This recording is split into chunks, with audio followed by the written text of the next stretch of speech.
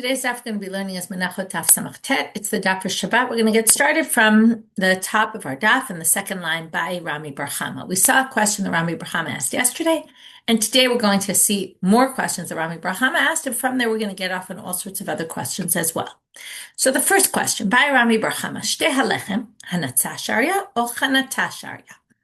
So Rami Bar Chama asked the following question, which we're not going to exactly understand at first, and then the Gemara is going to try to figure out what exactly the question is, but I'll explain as much as we can try to figure out at this point. The Shtei halechem offering, the two loaves, they basically permit, or they're one of the things that happens, you can't bring the bikurim, the first fruits, until after the Shtei halechem. So therefore, the Shtei halechem seems to be also a cutoff point for the bikurim. Now, we normally think of the bikurim as something brought on Shavuot, but actually you can bring them after Shavuot as well. What if your fruits aren't ready? So now we're going to talk about fruits that are on the tree, but they're not yet fully ready. So the question is, seems like the Shtei halechem is the marker time for were these ready or not for this year, that you could actually bring them as bikurim, or is it too early in the stage for it to be called bikurim of this year? They'll be with next year's crop, okay? And you'll bring them next year bikurim. So what the question is here, let's read again, Shtei halechem, so that Shtei halechem, the moment you bring the Shtei halechem, hanatzah sharia or chanatah sharia? Does it have to be at the stage of hanatzah or chanatah?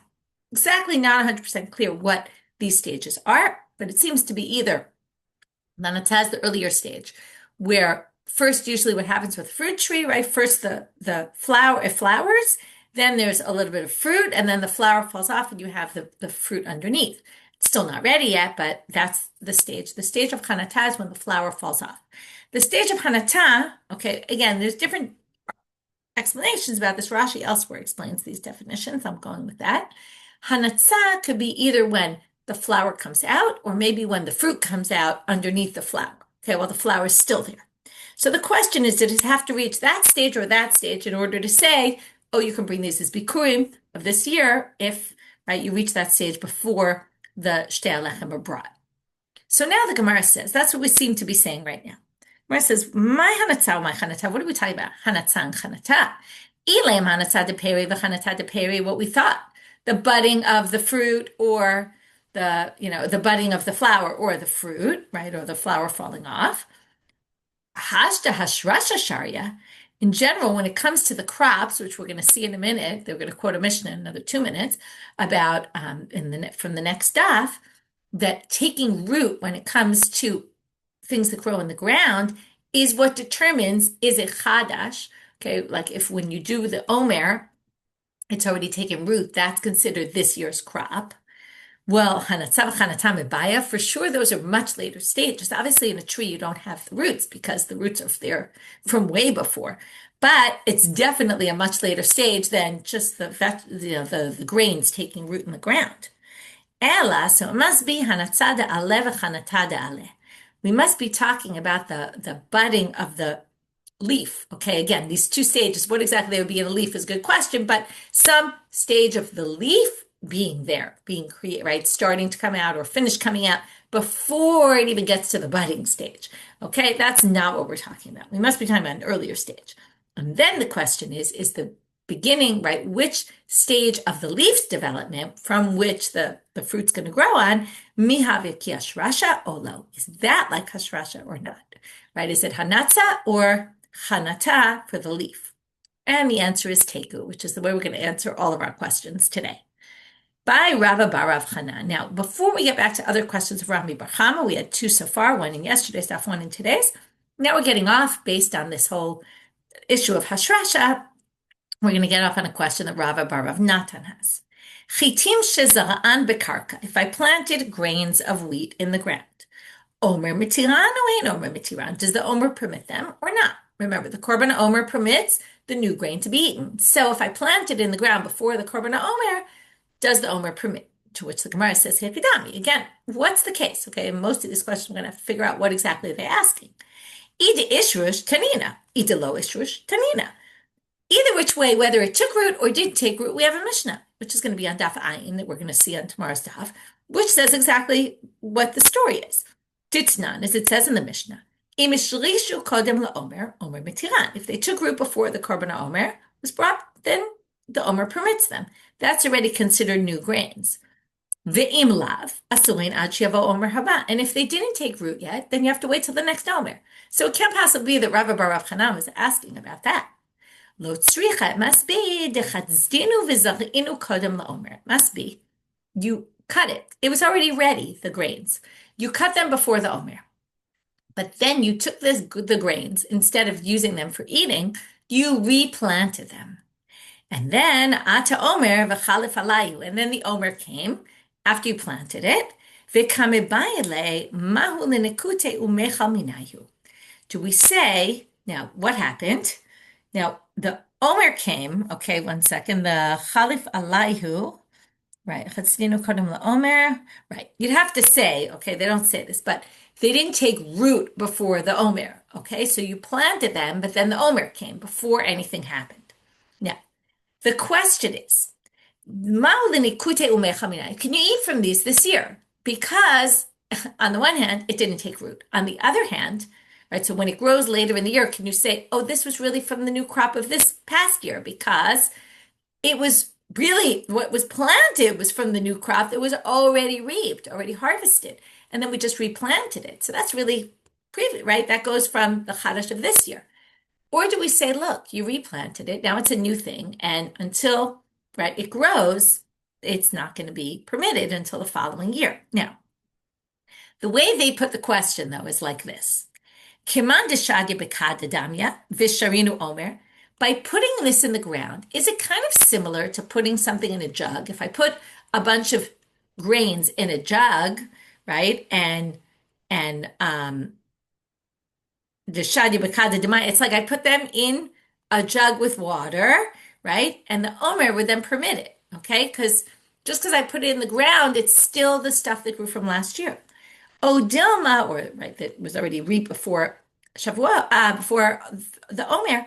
Odilma batiluhu legabe ara. Or do we say, no, this is like canceled to the ground. In other words, it's like putting it back in the ground. And it's basically considered like it's in the ground. And then we have to wait till, right? Did it take root? Did it not take root? And then you wouldn't be able to eat it till the following year. Now, because he asked this question about it, he says there's also follow-up questions that come up that are relevant to other topics we've actually learned in the past in Seder Nezikin. So, in the fourth chapter of Bava Metzia, we had a whole discussion about ona'ah, about if I overcharge. So the question is, now there's no overcharging when it comes to land. So now the question is going to be, is this movable property where there would be laws of overcharging, or is it not movable property? In which case, right, because if it's batel to the land, then it's basically treated like land, like anything planted in the ground, which has laws like land, which wouldn't have laws of ona'ah. That's the first follow-up question. So they say, yesh lahem ona'ah or ein lahem ona'ah. Either laws of ona'ah or they're not laws of ona'ah. So now they say again, let's figure out what exactly this question is, though. Hechidami, what's the case? If I say, look, I'm selling you the crops in this land. I planted 6 core. Okay, that's a measurement. I planted 6 core. Now, on as usually, I'm overcharging you by a 1/6. So they come up with a case where I'm overcharging you by a 1/6. Va'atu sade, witnesses came, va'amre, to lo shade ela chamisha. They said I only planted 5 core, not 6.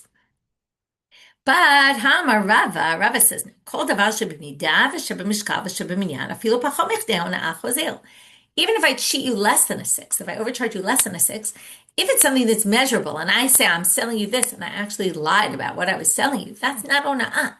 That just means I lied, and that's what we call a mekach ta'ud, a mistaken sale, and everything is returned. So that's not ona'ah. There wouldn't be a question here. Ela de amrle shada b'kidei ba'ila. What I said is, I'm selling you the crops in this land, in this area, the grains that I replanted, and I planted in the amount that is relevant for this land. And that's the amount that could be planted in this sized property. Va'atu came witnesses va'amre de lo shada b'kidei ba'ila. Witnesses came and said, no, I didn't. They said, we saw Michelle plant. She definitely did not put the amount that she could have put in. And then we'd have to say it was off by a 1/6, what they say into what I say. Yesh lahem ona'ah. Okay, do we say there's ona'ah here? Because this is not davar sheb'midah mishkal b'minyan, because we never specified exactly what. It was a very subjective term. So do we say there's laws of ona'ah? Dikemad deshadya b'kada demaya. It's like I put in a jug with water. V'yesh lahem ona'ah, and there's laws of ona'ah. O dilma bateluhu legabe ara. Do we say no? This is like land. And land, since it went back in the land, it becomes, kind of part of the land. And again, because this is different than a regular seed, because this was regular seeds for sure are considered part of the land, but this had already grown before I put it in the land. So the question is it considered land or not is a question. And one third question about this case, nishbe'in alehen or ein nishbe'in alehem. Likewise, if we say whether this is land or movable, there's other relevant issues. Like, for example, if I admit that I owe you half, let's say we had an argument over this property and you claim all of it was yours and I claim, no, half of it was yours, but half of it is mine. That's what we call modeh b'miksat. Okay, so like I'm claiming the whole land. You come and say, what are you doing in my land? And I say, well, half of it is yours. Okay, the crop, let's say. I'm talking about the grains. So in the world of Shvuot, okay, which could also be, let's say, Eid Echad. Okay, we have a disagreement. I say it's all mine. You say it's all yours, but I've got the property right now. And then you bring a witness that says it's really yours. You can make me take an oath. But I only take an oath on movables, not on land. So same question. Is it like I threw it in a jug with water? And it's like movables, and then I would have to take an oath. Or do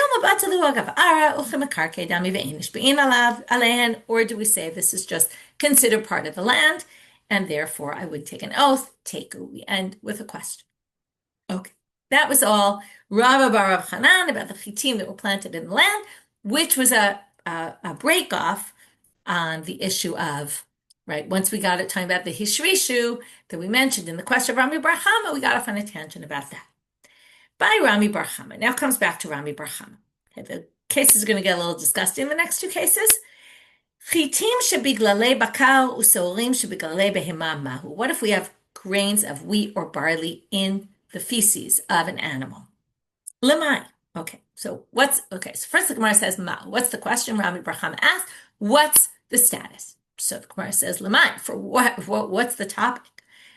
And if we want to know, let's say a person who's impure touches the food, these grains that are in the feces of the animal, are they impure? So Tanina, that can't be the question because we already have a Mishnah, it's actually a Tosefta, that says chitin shebire'ia bakal usorin shebiglalei behema. They talk specifically about this and they make the following distinction. If you have grains that are in the feces of the animal, chishev alehem la'achila. If you thought, I'm going to take them out and I'm going to eat them. Ein metame tum, that's where it gets pretty disgusting. Ein metame tumat ochlin. By my thoughts alone, now we're going to see later where my thoughts do come into play when it comes to laws of impurity. But in this case, my thoughts alone, since it's so disgusting, it's irrelevant. Okay, unless I actually take them out. Okay, and that's what we're going to see right now. Liktan la'achila, if I took them out and I plan to eat them now, but they're actually removed from the feces, then already metame tumat ochlin, then it will be. So that can't be the question because the law is pretty clear. Ella lemenachot. So maybe Rami Bar Chama is asking about the mincha. Can I use it for a mincha offering? Okay, well, the Gemara is going to say pshita delo. That for sure you can. For sure, that's not the question, because quoting this pasuk in Malachi that we've seen a bunch of times, you're going to bring this disgusting thing to the temple. What is God going to want it? God's not going to want your korban if it came from the feces of an animal. No way, no how. Lo tzricha, it must be a case. Dinaktinu v'zari'inu, where you took it and you planted it. So you took the feces, you took the grains out of the animal's feces, you planted it in the ground, and then it grew. Now, do you say the following? Ma, mishum de mi'isutahu. The whole problem with bringing this for a mincha was because it was disgusting. But kevan dezar'inu, now that you planted it, adel now something new grows from there. That's not disgusting anymore. O dilma mishum chishutahu. Or maybe we say that while it went through the digestive system of the animal, it got weaker. And then, and then if you planted something that was weaker, it's already not going to bring a good crop. If it's not a good crop, we don't want to be using that for the mincha because we want the best of the best for the mincha offering. So that's the question. Can you use it for a mincha if it was replanted? And obviously we end in teku, we don't have an answer. Moving now to the fourth question of Rami Bar Chama. By Rami Bar Chama. Pil shabalak fifa mitzrit. Okay, now we start getting into disgusting and also quite out there. So, an elephant swallows a basket, a wicker basket. V'hiki'ah derech beit hara'i. And then it comes out in the feces of the elephant. Mahu. What's the status? Okay, again, what are we talking about? Lemai. Ilema limbivatel tumata. Well, maybe we'll say it was a vessel and it was impure before it was swallowed. Then the elephant swallows it. And when it comes out of the animal, even though it came out whole, maybe it's no longer impure because maybe we don't call that a vessel anymore. It's kind of disgusting. So here's the question. So if you want to say it's the Mavatal Tumata, Tanina, we already have a Mishnah about, or a Tanaitic source about this case, kind of surprisingly, but not exactly this case. But it says the following. This is what I said before about where your thoughts come into play, where it comes up with Tuma. If I want to, let's say I'm building a vessel, okay? And it's not really ready yet, but I already say it's ready enough for me to use for something. And I think this in my head or say I'm going to use this for something, even though I haven't used it. If I have some use for it, like often they give this case of the leather hide of an animal, it's not really useful, but it actually can be used as a cover on a couch. So you can throw it over your couch and sit on it. If I say, even though this isn't finished, I plan to use it as is, as a cover to my couch, then it already becomes a vessel that could become impure. So that's what it means. Yordim lidei tumatam b'machshava. It could become tameh just by my thoughts alone. But ein olim mitumatam ela b'shinoi maaseh. But if we want something to remove its tameh status, like something was a vessel, and then we want to say, oh, it's no longer a vessel, and it was impure, and now we want to say, oh, we don't care that it was impure. Right now it's not impure anymore because it's not even a vessel. The impurity is removed. You can't do that by thoughts alone. So you would have to actually have an action. Now, in our case, what happened? No real action happened to this. This got swallowed by the elephant, but it came right out. So nothing happened to it. It didn't change form at all. So of course it's going to still be impure. So what's the question? So now that it's going to be a little more outlandish, the case. Lo tzricha, until now it was just kind of disgusting. Now we're going to get really out there. Lo tzricha de balahutzin. It swallowed the branches of a lulav, the palm branches. It swallowed palm branches. V'avdinu kfifa mitzrit, and in the body of the elephant, it went through some digestive process and came out as a basket. Mi have ikul. Do we say this is just digestion? V'havele, and now if it's created by digestion of the animal, then it's basically created by feces of the animal. And then turning out a amabet, havele kikli glalim. It's like a vessel made from excrement of an animal. Kiklei adama, and then that's just like klei adama, which is also created from soil, which also we say ein mekablim tuma. These they're not susceptible to impurity. So the question is, do we remove impurity from something that was already pure? This wasn't even a vessel until now. Do we call this a vessel to say, oh, you know what, this could be susceptible to impurity? Da'amar, as it said in a Mishnah in Kalim, klei avanim uklei glalim uklei adama. Okay, so stone vessels, one's made of excrement and adama, and one's made from the soil. So they certainly don't have any tuma, not by Torah law, not by rabbinic law. So that would be one way of saying it. This vessel is basically made from excrement. O dilma lo have ikul. Or maybe you say, no, it's not really from the digestive system of the animal and it's from their excrement or feces. No, this is just it just went through the body, came out as a basket, and that's not klei glalim, and it would be susceptible to impurity. So now they try to suggest an answer. From a crazy case again, tifshale mehal, let's learn it from here. I mean, this isn't as unrealistic, but it's a little unpleasant, or very unpleasant. Okay, da'amar ula mishum Rabbi Shimon ben Yehud Sadak. Ula said the name of Rabbi Shimon ben Yehud Sadak. Maseu bal'u, it should be shnei ze'evim, tinokot, or maybe shnei ze'evim, shnei tinokot, be'ever hayarden. There was a case in the Transjordan where 2 wolves swallowed 2 children. And then what happened? They then excreted the children. Okay, they came out of their bodies, but they were dead and they were in parts. So, tiaut habasar, they said, even though this is flesh of dead children, it's not impurity of a dead person. Why? Because it went through, we're assuming it went through this digestive process and it no longer has impurity. Ubama shane basar dirakich. They say no, that's different because the flesh was very soft. So of course it changed form completely in the body of the animal because it was so soft. To which they say, okay, well, you can't learn it from there because that's much softer than what we're discussing. Let's learn it from the end of that source. V'tim'u et ha'atzamot. Well, they actually said that the bones of the children are tameh. They carry impurity of a dead body, of dead, bones from a dead person. To which they say, and then we could say, so what do you see here? If it's not so soft, but harder like bones, then we'll say it's makabel tumas. So maybe this basket will be susceptible to impurity. To which they answer, shane atzamot da'akushe tfei. No, atzamot are different. Sorry, I wanted to just clarify. I think I just said something not correct. Let me just think about it. If you say timuot atzamot, then they say the atzamot are basically intact as they were before. They're not affected by the process. If you say they're not affected by the process here, then you would say it would be the same. I did say it, right? You will be basically saying they're impure. They can be susceptible to impurity because it was a vessel that was created not because of the process that it went through in the animal's body of, the excrement and all that. So they say no. Shane atzamot da'akushe tfei. No, bones are significantly hard. Now we have the flesh was way too soft. The bones are way too hard. Our case is in the middle, so we don't really know where it goes, and we're left with a question. That's the end of the 4 questions of Rami Bar Chama. In the middle, we have Rabba Bar Rav Hanan. Now we're going to go off on 2 other people's questions, Rabbi Zera and Rabbi Shimon ben Pazi.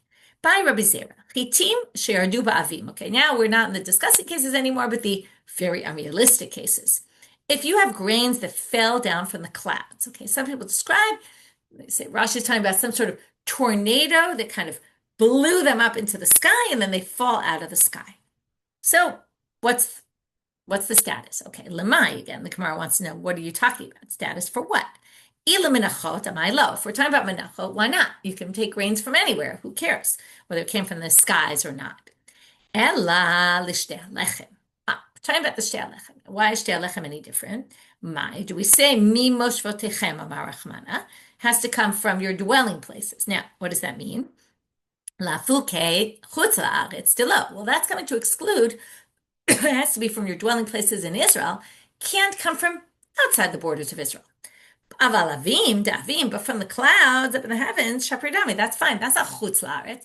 If you understand, moshvotechem is basically being a term to exclude anywhere outside the borders of Israel. Well, the heavens are not really outside the borders of Israel. They're not considered chutz la'aretz. O dilma, or do we say mi moshvotechem dafka? Or maybe we say, no, it's from your dwelling places specifically in a positive sense, not what it's excluding, but what does it mean? It means from Israel. Now, afilu davim damilo, but the clouds are not the land of Israel, so maybe it's not good. Umi, okay, so now the Gemara doesn't even try to answer the question, doesn't even say teku. We know we have no answer, but the Gemara does ask what you'd be expecting it to ask. Umi, kakiyai gavna, can the following thing really happen? Yes, in fact, it could happen. And they're going to tell a story that was told to Adi Taya, or maybe Bar Adi Taya. Okay, there was a merchant. Nechita le rumkiz bachite betlata parse. Fell down for him from the heavens an amah thick worth of grains, covering, and it's that high, covering a span of 3 parsaot. Okay, meaning there's some story people were telling. I don't know what really happened there, but where all of a sudden these grains fell down from the heavens or fell down from the clouds. And he had all these grains from that. Okay, hard to believe story, but so they do quote it. By Rabbi Shimon ben Pazi, Shibolet shevia shlish kodem laomer va'akara, ushtala la'achara omer v'hosifa. Okay, we're out of the unrealistic and the disgusting cases. We're back to just a regular case. We have a stalk that grew a third of its way before the omer, which means it's from the new stuff. But then you uprooted it, and then you replanted it after you brought the omer. And hosifa, and now it grew more from the replanting. Mau, batar ikar azlinam v'sharya omer. Do we say we go by the main part of it, which was the stalk and the part that had already grown? Or do we say batar tosefet azlinan? or do we go by the growth? And then ad sheyavo omer haba, right? If we go by the main part, well, that was already permitted by the korban omer. If we go by the new growth, what it grew from its replanting, then we'd have to say wait till next year. So which one do we do? Tiv shaleh. So now they're going to try to answer it, but we'll see in the end they're not going to succeed. Why don't you answer the question from Mehad Amar Rabbi Avahu Amar Rabbi Yochanan Yalda shesipcha b'zkena uba perot. If you took a young tree which had fruit that was orla, that's forbidden for the first 3 years, and you grafted it with an older tree, and then it grew a lot more fruits. V'afilu hosif, and there were already fruits on this kena. Afilu hosif b'matayim asu. Even if you added 200, meaning even if now the tree grew so much more from the old one, and there's new 200 new fruits, it's still going to be all forbidden. That seems to say we follow the old, right? The central part of it, which would mean that by now, in this case, we're going to forbid it. In our case, it would actually permit it. If we go by the original, then we're actually in good shape because then it's chadash for this year. The Amar Rabbi Shmuel Bar Nachmani Amar Rabbi Yonatan, he's going to bring another case where we seem to see the same principle. Batzal sheshtalo b'keren. If you planted onion in a vineyard, which is not allowed, kilei kerem, right? There is forbidden to benefit. V'ne'ekara kerem, but then you uprooted the kerem, and now the batzal, the onion, continued to grow. Afilu osif b'matayim, even if it added 200 times what was there before, asur, it's still going to be forbidden. So these both seem to say you follow the root of it, right? The main central part that it started from. But this, and then you would say, so in both those cases that we just brought are forbidden. Kilei hakerem, right? It was kilaim at first, it was orla at first, it doesn't matter what we add, it's still going to be forbidden. But in our case, they're now going to say, he gufa kamebayale. So Rabbi Shimon Paz says, that's exactly what my question is. What does that mean? Mifsha pshita lehu leRabbanan debatar aslinan, debatar ikar aslinan, loshna lekula loshna lechumra. Do we say that it's obvious to the rabbis here that we follow the main central part, right? The original part. Doesn't matter lekula, doesn't matter the chumra, doesn't matter whether we're being lenient or strict. That's one way to read it. And then they have a very clear answer. You always follow what it was originally. In our case, we'd be lenient. The other two cases we saw we were strict. But, right, because again, if we follow the lenient position, by us, the relevant is that we're going to say it's already chadash. In the other cases, the original was the forbidden one, the orla and the kilei kerem. So it would actually be worse if we follow the original. O dilma sipuke mesapgaluhu, or maybe when the rabbis rule in both those cases it's forbidden, they're just because they're not really sure what the halacha is.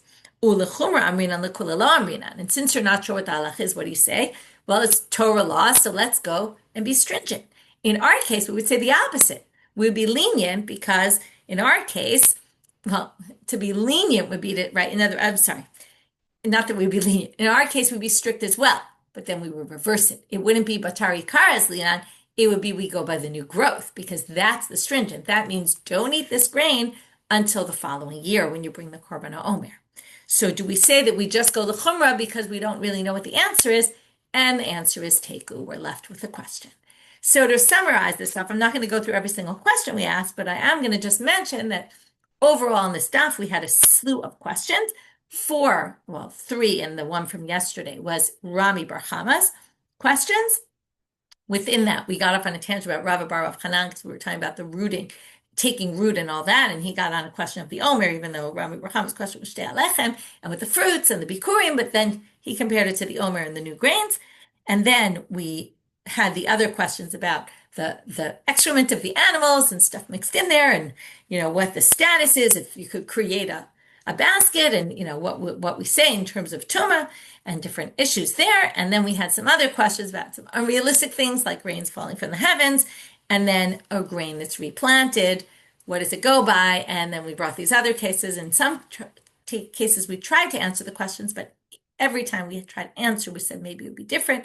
Maybe we didn't. Maybe that was just out of doubt. Okay, and that's where we end today. Wishing everyone a Shabbat Shalom and Shavua Tov.